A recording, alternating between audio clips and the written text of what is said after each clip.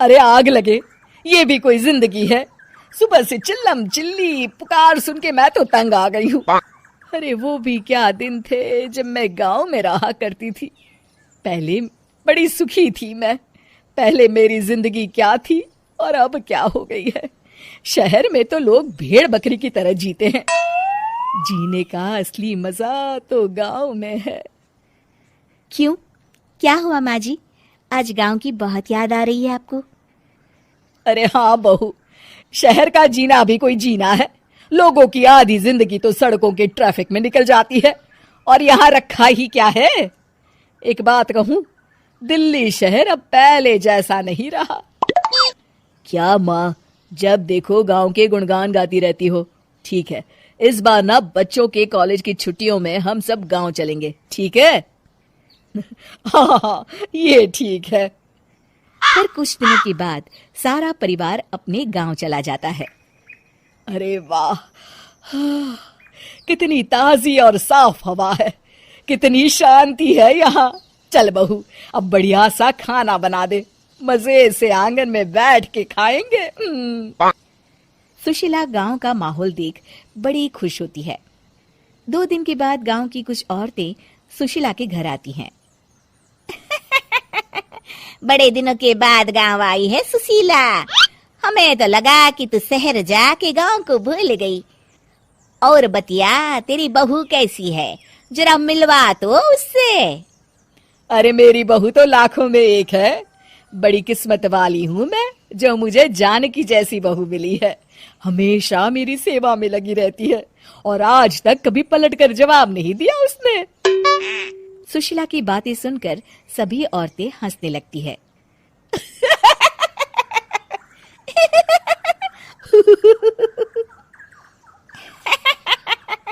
अरे कुछ भी बोले जा रही है। तबीयत तो ठीक है? तेरी बहू चांद से आई है क्या? क्यों बहनों, दुनिया की कोई भी बहू अच्छी होती है क्या? सब औरतें ममता की हाँ में हाँ मिलाती हैं। अरे मैं तो कहती हूँ दुनिया की हर बहू सास का खून चूसने वाली डायन होती है, डायन। मैं तो एक बिल में 1000 सांप के साथ रह सकती हूँ, लेकिन अपनी बहू के साथ नहीं रह सकती। हाँ, तूने सही कहा।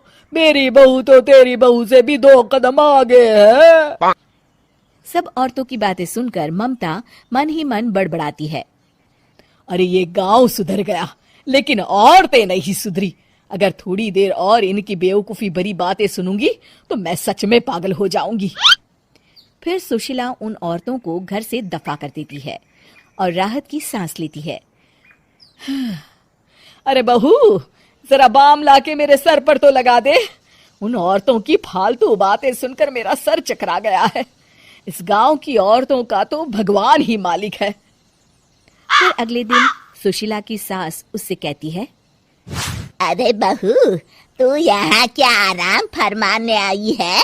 आखिर ये तेरा ससुराल है। चल चल, घर के कामों में हाथ बटा। शहर में कुछ काम धाम तो करती नहीं है। जरा अपने आप को तो देख, कितनी मोटी हो गई है। सारा दिन घर का काम करने के बाद शाम को सुशीला, हाय मेरी कमर, हाय मेरे पैरों ने तो जवाब दे दिया। आज तो मुझसे मक्खी भी न मारी जाएगी। अरे बहू, जरा आकर मेरे हाथ पैर तो दबा दे। जी माँ जी, अभी आती हूँ। तभी सुशीला की सास जानकी को रोकते हुए कहती है, अरे रुक जा बहू, एक दिन काम करके इसको इसकी नानी याद आ गई। हम लोग तो रोज इतना काम करते हैं, कोई जरूरत नहीं इसके हाथ पैर दबाने की। सुबह तक सब ठीक हो जाएगा। सुशीला अपनी सास की बातें सुनकर हैरान रह जाती है। इस तरह धीरे धीरे गांव आने के बाद सुशीला की परेशानी शुरू हो जाती है। फिर एक दिन, अरे आज तो मैं कपिल शर्मा देखूंगी क्योंकि आज संडे है। सुशीला जैसे ही टीवी ऑन करती है तभी बिजली कट जाती है। अरे सत्यानाश, इस बिजली को भी अभी जाना था। इतने दिनों से मैं टीवी सीरियल देख नहीं पाई। हमारा देश इतनी तरक्की कर रहा है, अरे पता नहीं ये गांव कब सुधरेगा। अरे अब तो 2 दिनों के लिए बिजली को भूल जा, ये तो यहाँ रोज की बात है। अब इस अंधेरे में रहने की आदत डाल ले। हाँ हे भगवान, अब क्या होगा? ऊपर से इन मच्छरों ने जीना हराम कर रखा है। दूसरी तरफ घर के काम कर करके और बिना किसी सुविधा के सुशीला तंग आ जाती है और उसे शहरी जीवन याद आने लगता है। क्यों माँ, मजा आ रहा है ना?